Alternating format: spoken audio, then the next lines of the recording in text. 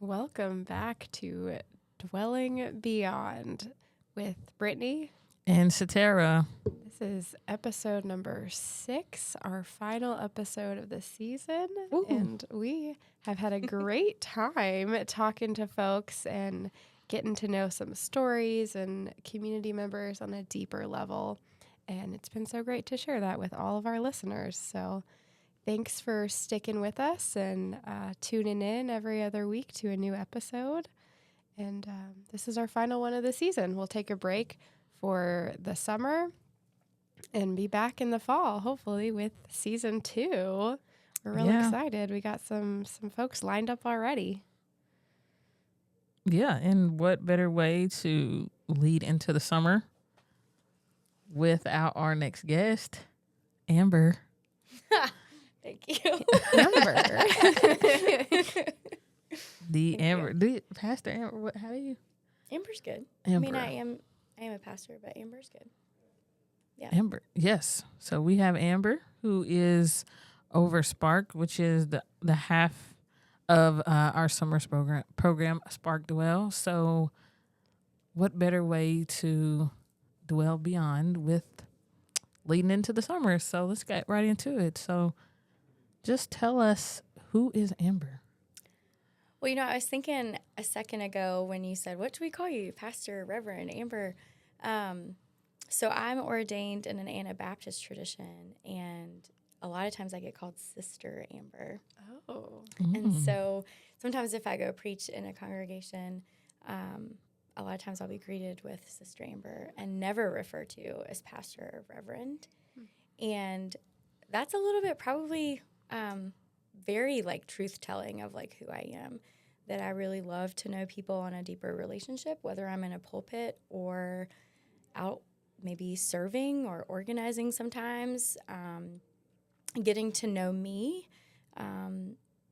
With people, I learn more about myself, and I'm really engaged in that work too. And so I think being the founder and maybe minister sometimes of Spark is all wrapped up in me just wanting to get to know community and be a part of that. That's beautiful. Thanks. I like that a lot. So let's go a little bit back further than that. Okay. So what was that journey of getting to being ordained, and what led you to want to go down this path? Yeah, that could take 6 podcasts in itself. But to make it really short, I grew up in a really small town in the southwest part of Virginia, and a church that was really oriented in missional work. But it was a church that did not and does not affirm women as ministers. So as a young girl, an early teenager, realized that this was this call on my life, but as a minister, I might not look like I'm in the pulpit all the time. So much of my young adult life was trying to figure out this is the call on me, and I know that with certainty. But it's just going to look a little bit more colorful, a little bit more creative, always missional though, and always rooted in service. And so I went to a college that was Church of the Brethren acquainted and affiliated, and that finally felt right to me. Being in that Anabaptist, always working towards peace, holding on to the simple boldness of following Christ but loving all people, and that's without exceptions. And so that finally felt right, but also a way to really live into that service work for me. Came to Winston to go to divinity school at Wake, and didn't know what things would look like next. But at Wake Divinity, we really hold on to ministry and social justice, and being architects of that work. And so that also was this piece of this puzzle. And then also ministers can create things. And sometimes when we create, we don't always have to hold that so tightly. we can create and give that to community to then take ownership and watch community help that unfold. Right. And I love, I really want to I would love to know, how did you, because I remember when you told me you were brethren, I was like, Oh, what's gosh. that? So how did you, is this something that you kind of already knew of? And what was that? Was that your first stop, or did you go other places and it just didn't, something was just missing, if you will, and then you found that? Or was that like where you went first and you're like, yeah, this Sure. is it? That's a really great question. And I get excited about the response is because my heart and spirit and the way I work is just ecumenical. So growing up in that small town, I went to the church that my mom had always gone to, which is United Methodist Church. But it was a 3-point charge.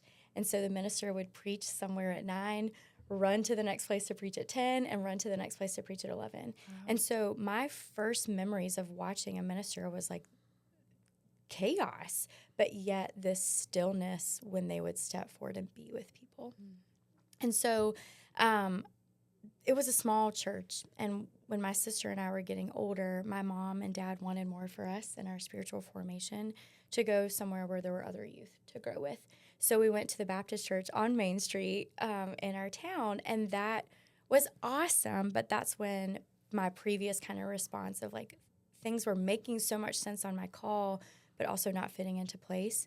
And so I think that part of me that grew up Methodist, grew up Baptist, and then went to college and threw myself into ecumenical spaces, I was learning about so many other things. I was learning about the Lutheran world, the Presbyterian world, the Moravian world, actually. And in Virginia, that Anabaptist, a lot of things are geographical. And so in Virginia, the Anabaptist prominent domination is Church of the Brethren.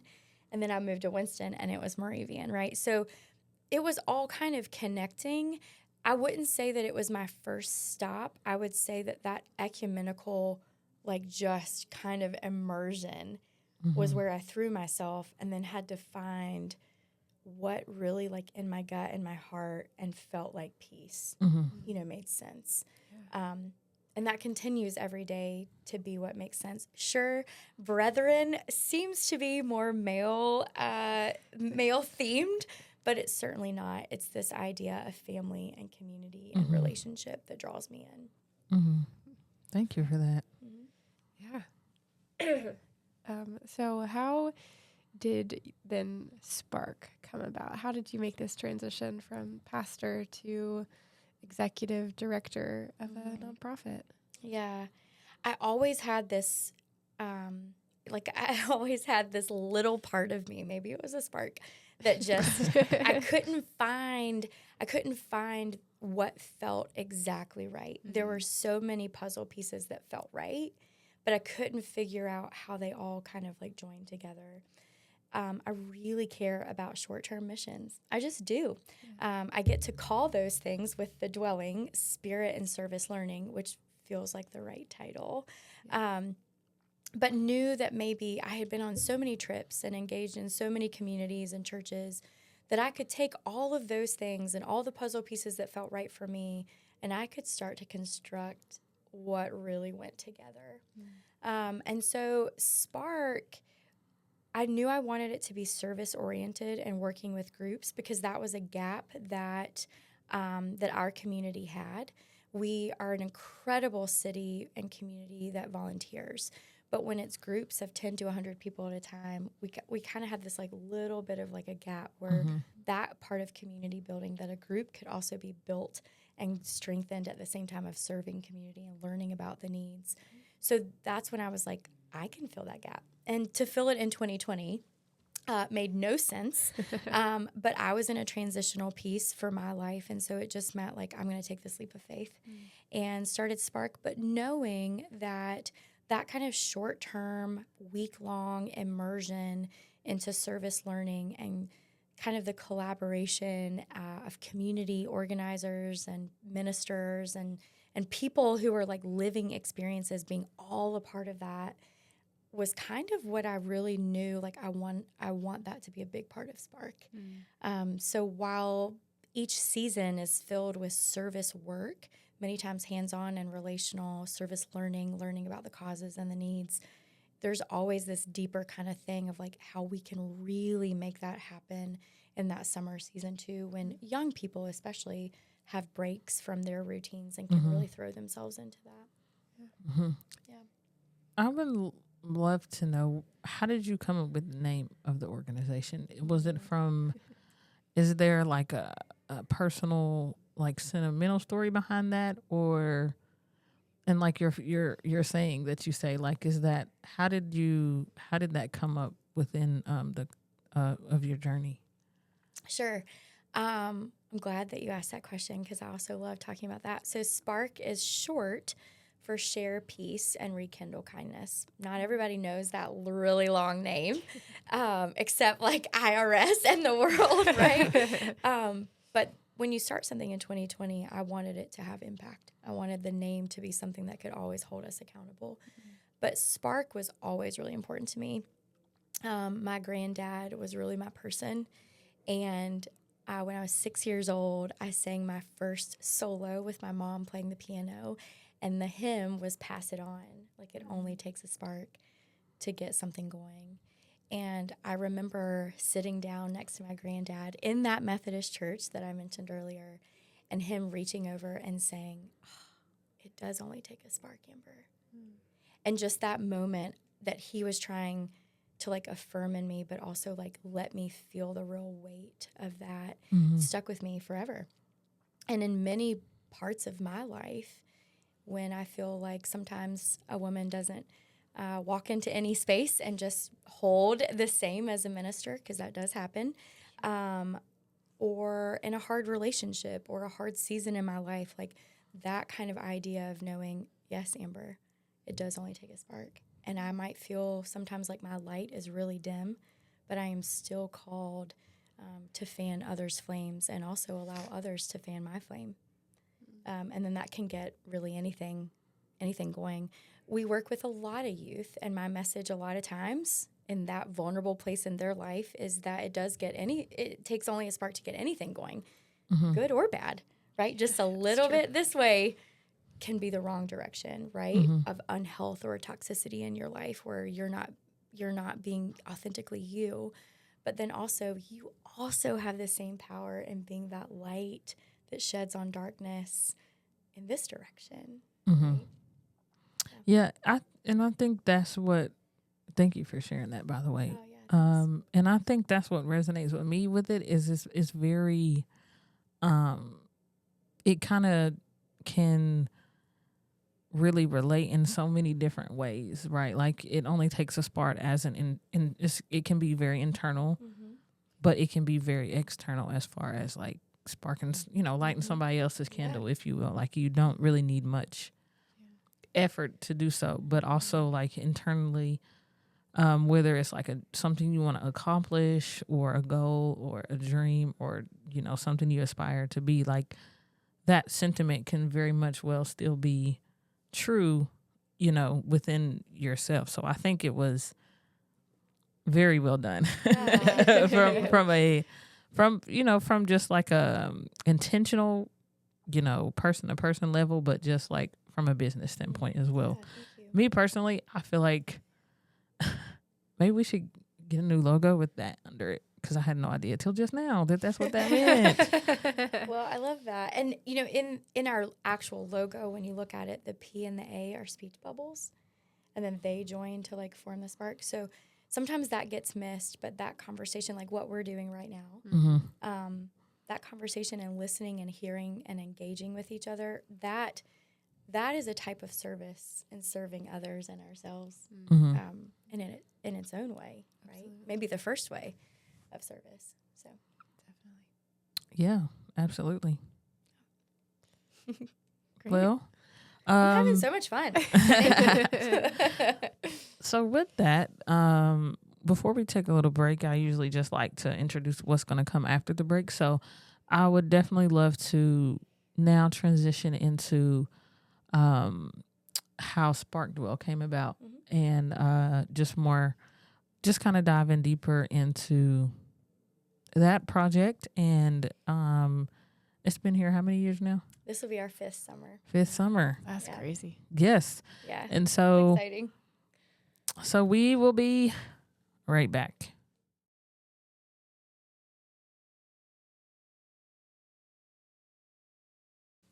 Alrighty, we are back. Thank you guys for still being here, sticking with us and listening. Again, we have Amber with Spark, and we are going to get into our next segment. I'm going to pass it to Brittany. Yeah. So now to talk about our partnership together and how Amber fits into the dwelling pieces. Amber, how did you get connected to the dwelling?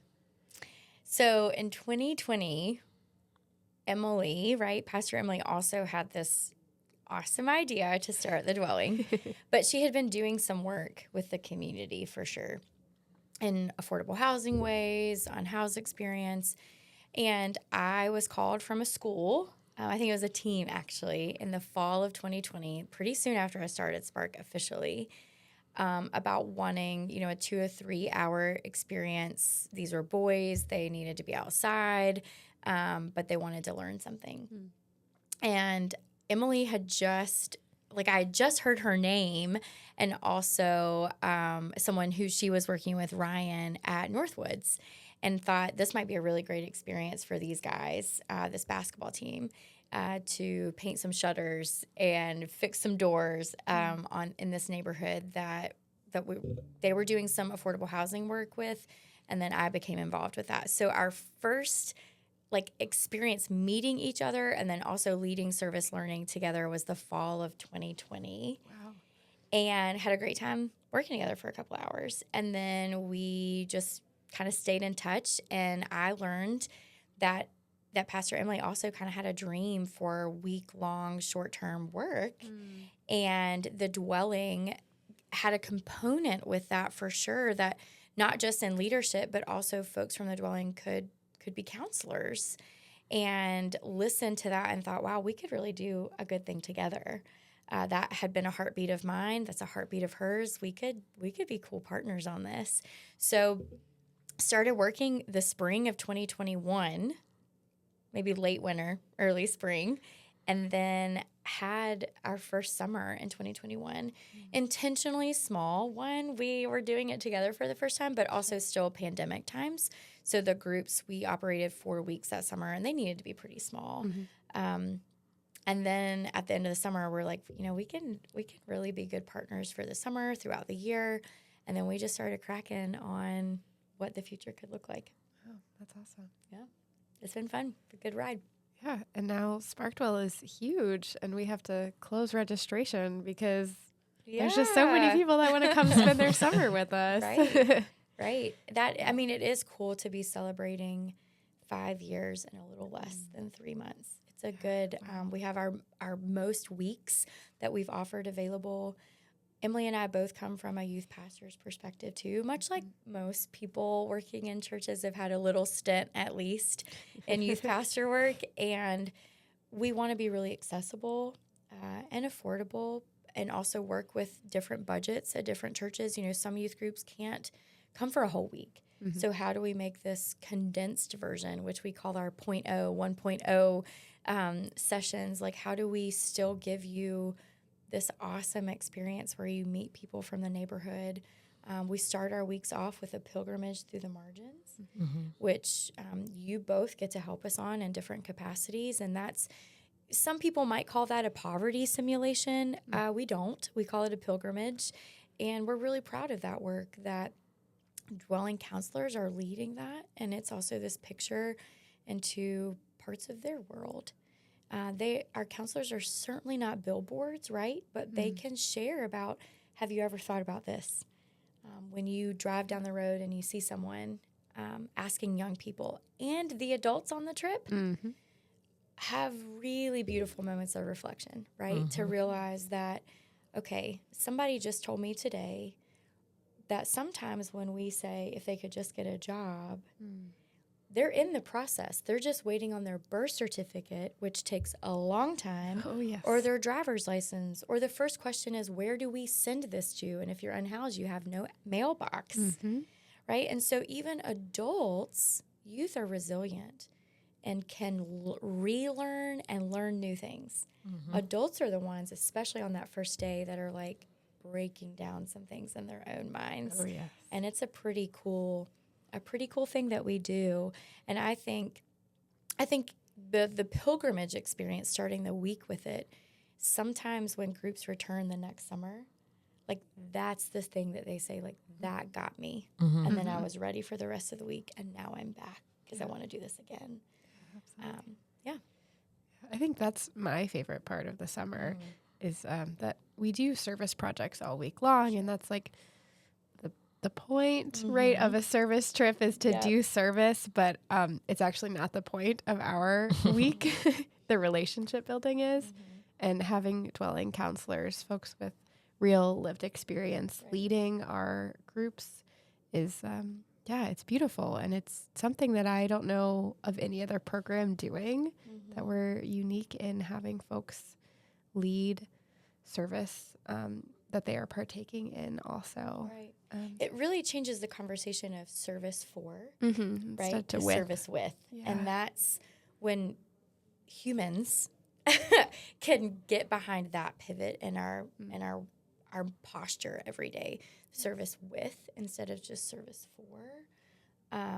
Then service just becomes the way we are and not always the point to fix something or repair it. It just becomes the way we are. And I think that's key maybe to all of us. Yeah. Yeah. And Spark Dwell is really cool. I did my first experience of it was with last summer. I think I enjoyed the pilgrimages, and I enjoy the block parties, and but I just think just the overall experience of it's just different than what I grew up with. Like I grew up like Church of God Baptist, like within like just seeing it from like a not the Black experience. Like growing up, like we really didn't do. I mean, because we barely stay over people's house, let alone we can go somewhere to another city and stay the night. Like, are you kidding me? And so it was for me, I was just like, oh, okay, people really do this. Like, this is cool. I mean, because they come, they stay, like, even, they bring their sleeping bags and stuff. And I'm like, this is where they land? Like, what? And everybody's just so excited to be there, So I think it is really a really great, unique program. But I kind of want to pivot to something a little more personal again, because, that's just who I am. But my first question is, you do a lot of things. And so, like, just name some of the things that you do. Oh, thanks. You think it's a lot? Yeah. I think it's good for you to name it, and then I'll get to the next question. Okay, all right. I also think it's a lot, but I just never heard anybody say you do a lot. Before I talk about all of that, I think it's really important for me to name that I have 3 kids. And I started Spark too. I didn't say this earlier, but that all the things that Spark does, that my kids could be an active participant in if they want to. And that they could also see that posture of service. So along the a lot things that I do is I really want to work with youth, so we work with groups on customized kind of like service projects. I think that's a good way of saying it, customized. Yeah. But it's important, a lot of organizations who we do partner with, you can't serve there until you're 15, right? So how do you get a 10-year-old to see all that's going on in community? And so Spark really wanted to fill that gap too. So we do a lot with groups, but some of the things that we do are really geared towards young people. So hopefully we could have a better world and a better community. One of the things that we all get to share space with is Spark is the sponsor of the Community Coat Closet. We are not our best selves, any of us, when we are cold. Right. We are hungry. We've not had a warm shower, right? Our socks have holes in them. So the Community Coat Closet, while it sounds like it would only function in the winter, it functions year-round. And it is a hub for other food pantries who are serving clients in the winter and need those coats for them, clothes pantries who have a hard time storing warm wear. It takes up room. Working with the school system, so social workers have our information, have a form. It comes directly to us, and our team delivers back to the school. Hopefully, I want to pause you there. Pause, girl. Amber delivers to the schools. I do most of the time. deliver. I've got a team, but I did take on a little bit more delivery this year. So Satara saw me in and out all the time. We delivered over 600 coats to the school system between October. Hit that applause button. Aw, thanks. Let me give a shout out to Julie, Libby, Lauren, and Maisha for that too. But delivering to the schools, and we deliver it kind of in a bag or a box, so then, the students aren't called out for not having those things. We share a space with you all in Citywood Dwellings and Love Out Loud. You all have access to getting those during open hours or on Sundays. We have distributions out in the community at the shelters, but also just sometimes on the sidewalk where we set up racks and come and get your coat. And we know that those coats might end up in a ditch at the end of the cold season because you cannot walk around with a warm coat when you don't have a bag to carry that in. And even if you do have a bag, they take up a lot of room. But either way, keeping Winston-Salem warm is important. And that's a year-round work. We sponsor the Coat Closet. We are really present in a local mobile home park neighborhood that operates programming every Thursday after school, and then also 3 days of day camp in the summer. We call it an after-school program, but that is not our niche at all. But our niche is being with these kids. We were called after a crisis in their neighborhood to show up. And then we learned that it's the after-school hours that are kind of tough. And we'd love to be able to provide more days. These kids are just kind of a part of our family and our ethos at this point. So that is a big part of our work, too. Some other things that are just creative, right? Like we partner with Green Nest a lot. We have a program called Pearl Program. This idea that when we think of a pearl, we think of its beauty. But a pearl doesn't start out that way. A pearl is irritated, and it just waits until its chance, sometimes years, right, to come to the shore and have its time to shine. And so we refinish furniture, dressers and dining room tables mostly, because that's what people are moving into their homes without. And so we'll take a dining room table without a leg, and we'll put a new leg on it, sand off the varnish or whatever it was, bite marks from whatever pet, and we'll get it down and give it another part of its story and help folks who are transitioning to housing have those pieces. That's just a creative piece, too, because we knew that was a need. That Green Nest needed more things on their showroom floor, but also may not always have the capacity to build legs on things and refinish things. And also our way of saving the earth, not putting those things in the landfill. So along with the a lot is when we hear of something that an organization or a neighborhood or a cause needs, we feel like we're creative enough and active enough and boots on the ground enough that we can figure out how to help. We don't come up with the need. We make sure that it is a need. And if somebody else is already working on it, we're going to partner with them, hopefully, to keep working and getting that going. So I say all that to lead to my next question. So you're a mom. I am. And you're married, right? I am. She's taken. Preston. She's a wife, executive director, a friend, and all those things. Talk about how you balance it all. And still, a lot of moms could be watching. You know what I'm saying? Yeah. And then, so just talk about how do you balance it all and still try to, but also like have time for yourself and the different people and just life in general. Yeah. So what has that been like? I would say that balance for me looks like a goal of working towards balance. So if I keep it as a goal and keep it as a priority, then I'm going to keep on working for it. But a moment of transparency and vulnerability is that in September of 2022, I had a mental break. I took myself to the hospital. I was not well, and I was having a really hard time balancing my biggest priority, really, is being a mom. Mm-hmm. I was having a really hard time balancing that with Spark growing. Being the founder of something comes with some kinks in the road and some nuts and bolts that have to be attended to. And I was having a deep problem balancing, and found an incredible therapist who told me that I would not always be balanced, and I did not always have to feel guilt over that. Mm-hmm. But if I could keep it as a priority, it would hold me accountable.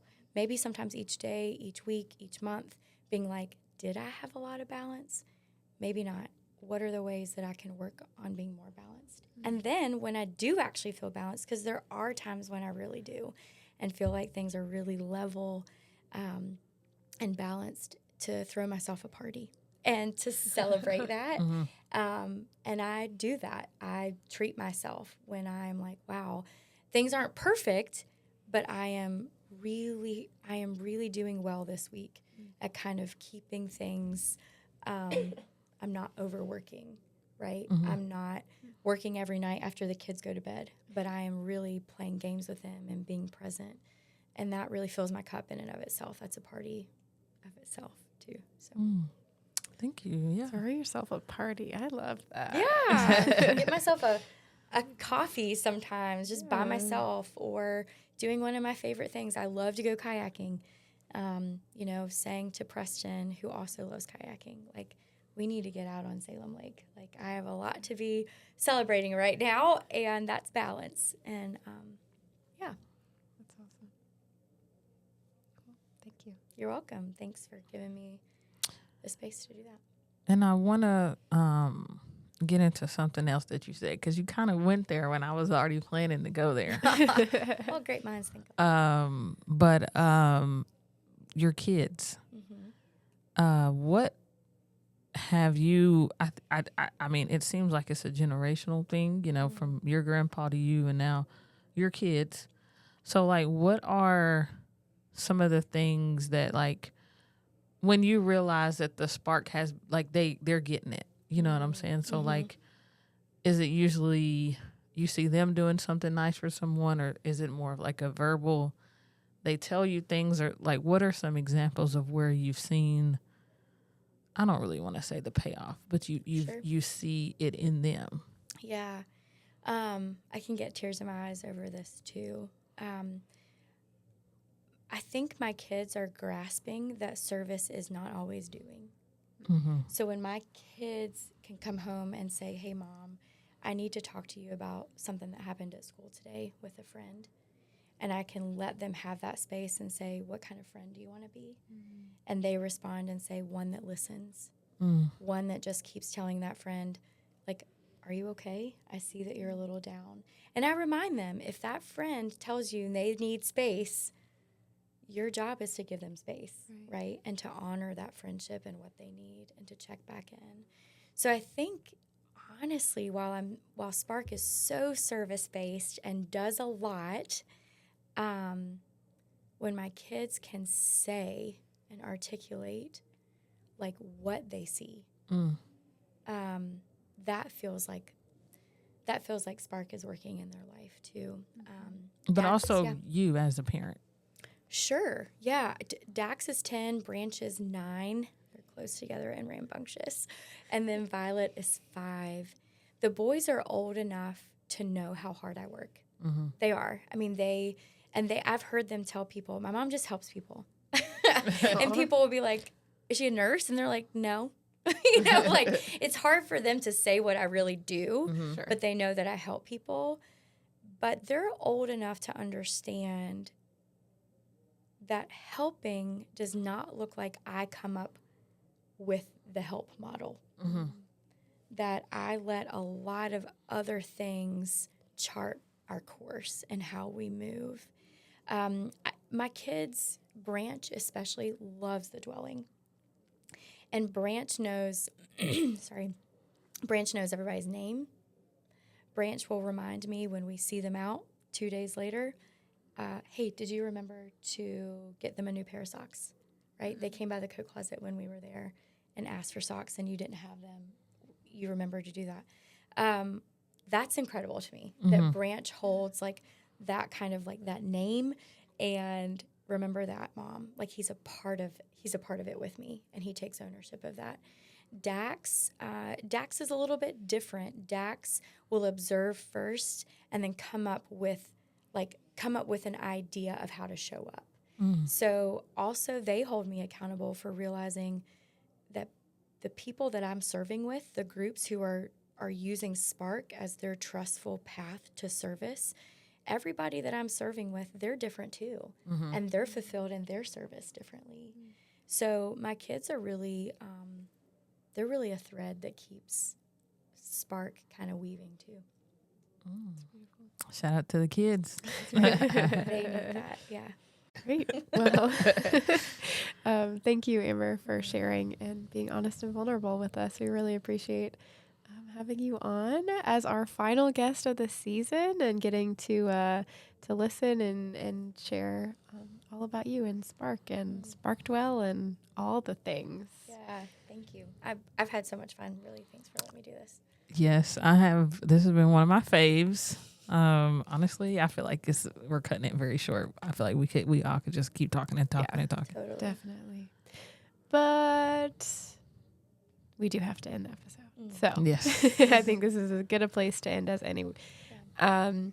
Listeners, viewers, whatever you are, don't forget we have an email, dwellingbeyond@thedwellingws.org. Email us your comments, questions, ideas, what you want to see happen in season 2, any of the things. Let us know. We love to hear from you. Thank you guys, and we're out.